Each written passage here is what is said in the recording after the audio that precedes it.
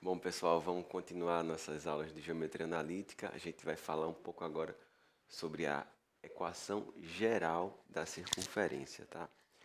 A gente trabalhou nessa série de aulas de circunferência somente com a equação reduzida, que era essa daqui. Vou até colocar aqui.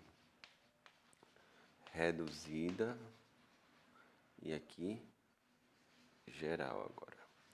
A reduzida a gente tinha x menos x0 ao quadrado, y menos y0 ao quadrado, igual ao raio ao quadrado. Quer dizer, tudo já estava de uma forma bem explícita. A gente conseguia ver sem dificuldade quais eram as coordenadas do centro e qual era a medida do raio.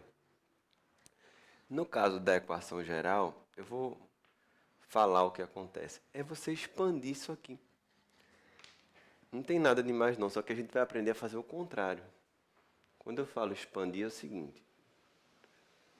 Se a gente olhar para essa parte aqui, x menos x0 ao quadrado, a gente pode expandir isso como um produto notável, né? Então aqui, por exemplo, continuando aqui, eu ficaria com x, calma, deixa eu só,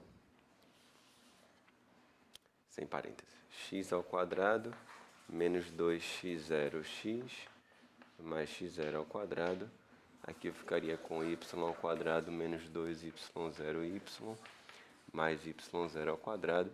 Esse r ao quadrado eu vou passar para a esquerda.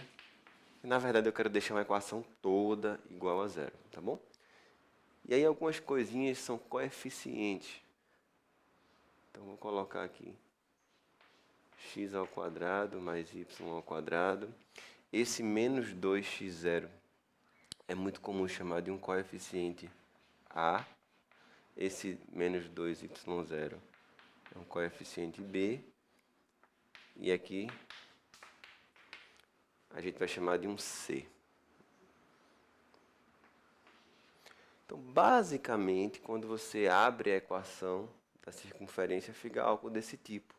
Mas o que eu vou ensinar para vocês é o seguinte, não é para ficar decorando fórmula, não. A gente vai usar a técnica de completar quadrados, o método de completar quadrados, que é uma técnica super fácil e é bem útil, mas assim, muito útil, não só em geometria analítica, mas em várias partes da matemática, tá bom? Eu não vou explicar a técnica de completar quadrados nessa aula, porque a gente já tem uma aula sobre isso.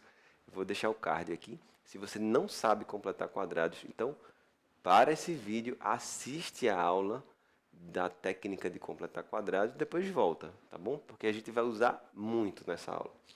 Bom, então eu vou começar com um exemplo de uma equação da circunferência que já está desenvolvida. Menos 8. Vou colocar um exemplo aqui bem aleatório, tá bom? Por exemplo, aqui. Isso é uma equação de uma circunferência, tá aqui, tem esse formato. Já já eu vou dar mais alguns detalhes, dependendo de valores de A, B e C, pode representar ou não a circunferência, mas de início vamos pegar essa equação e ver qual é a circunferência, né? Qual é o centro, qual é o raio, como é que funciona isso. Lembrando, estou assumindo que você já viu a aula da técnica de completar quadrados, tá bom? Senão vai viajar na maionese aqui, então preste atenção. Essa partezinha do x ao quadrado mais 6x, a gente vai usar a técnica de completar quadrado aqui. Então vai ficar x mais 3 ao quadrado menos 9. Essa partezinha aqui, eu vou marcar de azul, vou usar novamente a técnica de completar quadrados. Vai ficar y menos 4 ao quadrado menos 16. E aqui continua tudo normal, igual a zero. Então fica x mais 3 ao quadrado, y menos 4 ao quadrado, e aqui menos 25 menos 10 menos 35 vai ficar igual a 35. Essa técnica de completar quadrado faz com que você rapidamente saia da forma geral para a forma reduzida, então fica muito mais simples, tá? Bom, Aqui temos o centro e o raio. O centro, menos 3 e 4, pelo que a gente já aprendeu. E o raio é a raiz quadrada de 35, que é perto de 6, né?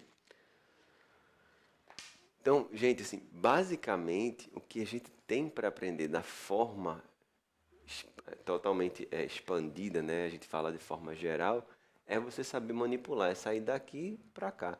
E os problemas? Os problemas são os mesmos da forma reduzida. Aquelas ideias que a gente usou, tudo mais.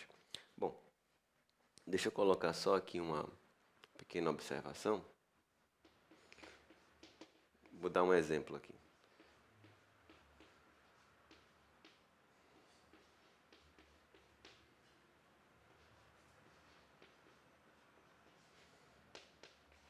Aqui agora a gente tem um parâmetro, tá? Presta atenção. Qual é a condição, né, que o K deve obedecer para que essa equação represente uma circunferência? Porque dependendo do valor do K, pode ser que não exista tal circunferência, tá? Fica ligado aqui. Eu vou usar novamente a técnica de completar quadrados. Vai ficar assim: x mais 3 ao quadrado menos 9. Aqui vai ficar y mais 5 ao quadrado menos 25, continuando, mais k igual a zero. Vamos passar para lá.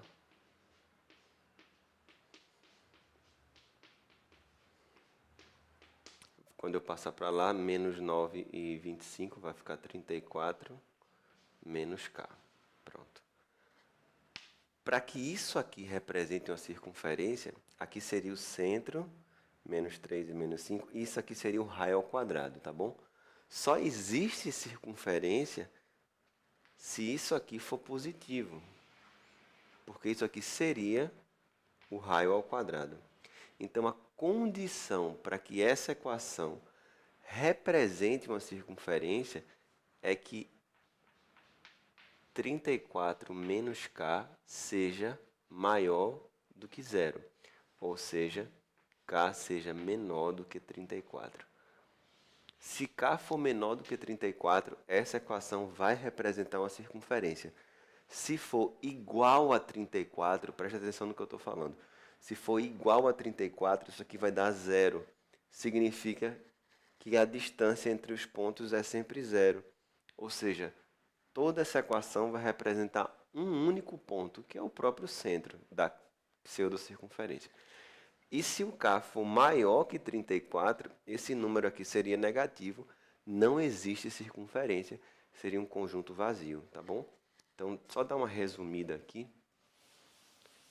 Caso você precise fazer isso numa determinada questão de alguma prova, às vezes pede condições aqui do K para que represente ou não a circunferência. Então, vou fazer o resuminho aqui. K menor que 34, ok, circunferência.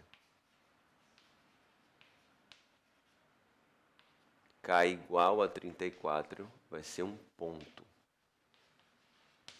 É como se fosse uma circunferência de raio zero, ou seja, um ponto. E se o K for maior que 34, vai ser um conjunto vazio.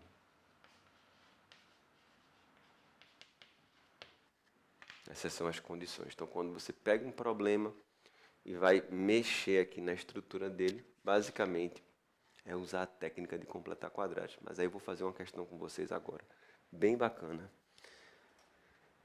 Na nossa apostila, a questão 7 da página 84, tá bom? Olha só. É bom que a gente já vai colocar em prática algumas ideias aqui. Uma circunferência de raio 16 e centro no semi-eixo positivo das ordenadas. Olha o semi-eixo positivo das ordenadas. É em cima do eixo Y, tá?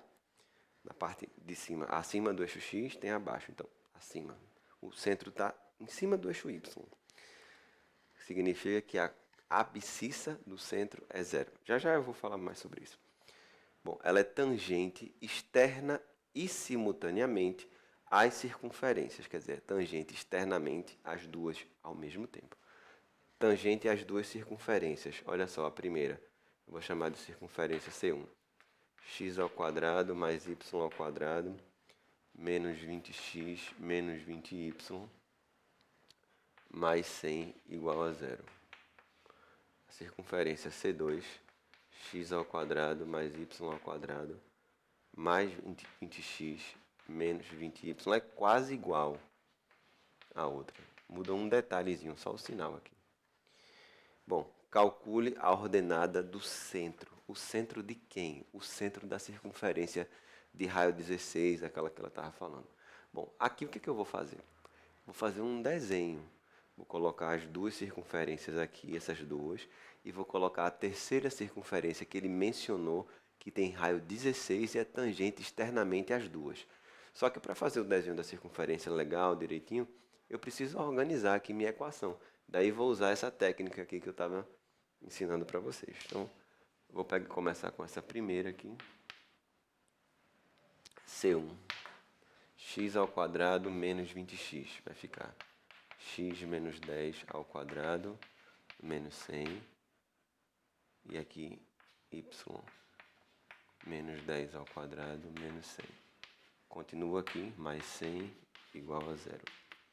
Olha só, não adianta, pelo menos assim, não vou dizer que não adianta porque eu não tenho certeza, mas é arriscado você ter continuado essa aula sem saber a técnica de completar quadrados, senão vai ficar sempre na dúvida, tá? Se você passou direto e não viu, vá assistir, porque é importante, tá bom? Realmente, para você entender o que é que eu estou fazendo aqui. Bom, continuando aqui, vou dar uma arrumada. Aqui vai cancelar, né? Vai passar o menos 100 para lá, vai ficar 100. Note que essa circunferência aqui, ela tem centro 10, 10 e vai ter raio 10 também. Uma circunferência que tem centro 10, o x, 10, o y e o raio 10, a gente já viu circunferências desse tipo, inclusive, né? É uma circunferência que está contida no primeiro quadrante. 10, 10, raio 10. Aqui, vou mostrar para vocês aqui. X ao quadrado mais y ao quadrado. Aqui é menos e aqui é mais. Aqui é menos. É tudo igual, só mudou esse sinalzinho. Então, só para economizar, eu já vou direto ao ponto. C2 vai ficar praticamente desse jeito, só vai ficar um sinalzinho de mais. Você pode confirmar aí, fazendo suas continhas. Então, o que é que vai mudar? O centro, ao invés de ser 10 e 10, olha ali, é menos 10 e 10. Nesse caso, menos 10 e 10 e raio 10. São duas circunferências do mesmo tamanho, tá? Uma está no primeiro quadrante, a outra está no segundo. Vou tentar fazer essa figura aqui.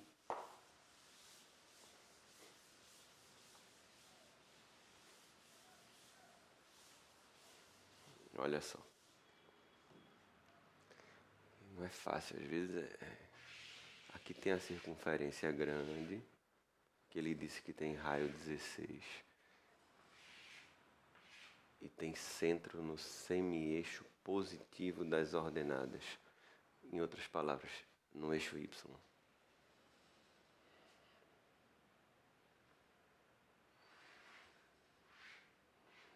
Vou colocar aqui uma circunferência de raio 10, a outra circunferência de raio 10.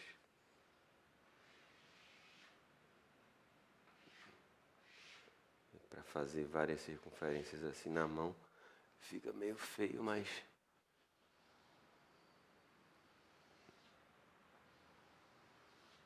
dá para entender.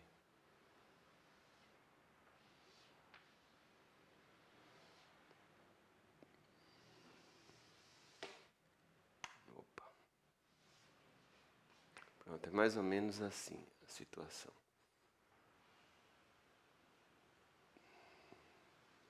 Ficou meio grande demais aqui, mas tudo bem. Como eu disse, vai desculpando aí a escala. Bom, tá aí, então, a situação. Essas são as duas circunferências de raio 10. Centro menos 10 e 10.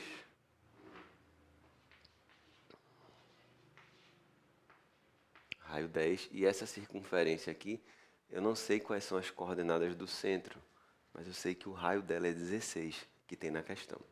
Para a gente encontrar quanto vale aqui esse valor aqui desse y, a gente vai usar aquele procedimento padrão da geometria plana. Quando tem circunferências tangentes, normalmente a gente liga os centros, né? Aparece um triângulo bacana. Bom, nesse caso, como aqui é 16, o raio é 16 e o raio desse aqui é 10, essa hipotenusa vale 26, esse cateto vale 10, que é a medida do raio da pequena, e esse outro cateto aqui eu vou chamar, vou botar uma letrinha aqui, B, para chamar de ABC, tá bom? E aí a gente vai usar o Teorema de Pitágoras. Para os mais ligados aí, né, dá para perceber que é aquele triângulo 5, 12, 13 multiplicado por 2, que é um dos triângulos famosos que eu chamo a atenção. Mas, vamos lá, não conseguiu perceber, estava distraído, faz o quê? Pitágoras, não tem problema nenhum.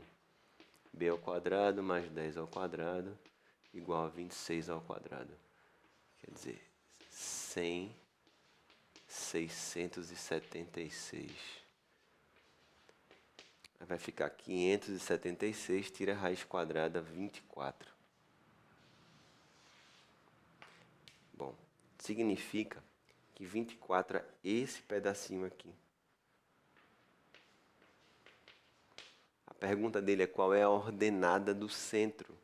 Então quer dizer, 24 é esse tamanho aqui, mais 10 para fazer a ordenada do centro, que é o y do centro, que vem daqui de cima até embaixo. Então esse y aqui vale 24 mais o 10. Ou seja, a resposta dele é 34. Apareceu até o mesmo 34 ali, mas não tem nada a ver uma coisa com a outra. Foi total coincidência. Tá bom? Então, a resposta dessa questão é 34. Então, como eu falei para vocês agora há pouco, não tem muita coisa nova nessa forma geral. Na hora de fazer as questões, a gente vai usar as mesmas ideias. A reta que intercepta, a circunferência, raio, centro.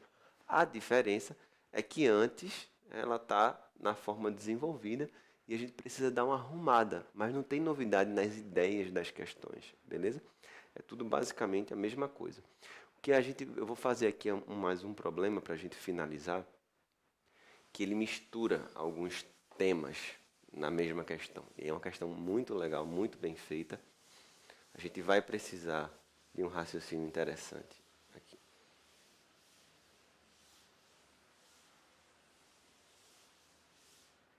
Vamos fazer. Problema bem legal mesmo.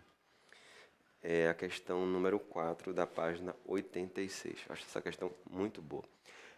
Vai ter a forma desenvolvida? Vai. Mas, como eu falei, passar da forma desenvolvida para geral é só uma pequena operação, não é a coisa mais importante. A coisa mais importante é juntar as ideias de toda a geometria analítica para a gente fazer aquelas ferramentas. E aquela ideia que eu falei, né? Quando você for resolver uma questão de geometria analítica, trace uma estratégia, um plano. Olha, eu tenho isso, isso e isso. O que é que eu quero? Eu quero encontrar isso aqui. Aí você vai vendo tudo que você tem que calcular e vai calculando uma coisa de cada vez e a questão vai sair, tá bom? Vamos lá, questão 4 da página 86. As retas, olha só no plural, as retas paralelas à reta R. Olha a reta R aqui. 3x mais 4y menos 1 igual a 0. As retas paralelas a essa reta aqui, que cortam a circunferência, olha a circunferência. A circunferência, ela está na forma geral. Daqui a pouco a gente vai deixar na forma reduzida para ficar bem fácil. Que cortam a circunferência, determinam cordas de comprimento igual a 8. Tá? Então, quais são as equações dessas retas? Bom, essa questão que é bem legal. Vamos logo dar uma arrumada que eu explico melhor aqui. Então vai ficar assim. X ao quadrado menos 4x vira x menos 2 ao quadrado menos 4. De novo, completando o quadrado, tá? Aqui vira y menos 1 ao quadrado menos 1 igual a zero. Então essa equação ficou x menos 2 ao quadrado, y menos 1 ao quadrado igual a 25. Até aí tudo ótimo. Uma circunferência de centro 2 e 1 e raio 5. E aí tem duas retas paralelas a essa reta aqui, que interceptam a circunferência, determinando cordas de comprimento 8. Olha só, eu vou fazer só um esboço aqui, não vou nem colocar no plano cartesiano, para ficar mais fácil. Olha só, uma circunferência aqui, que seria essa circunferência, ele está dizendo que duas retas paralelas a essa daqui, e naturalmente são paralelas entre si, determinam uma corda.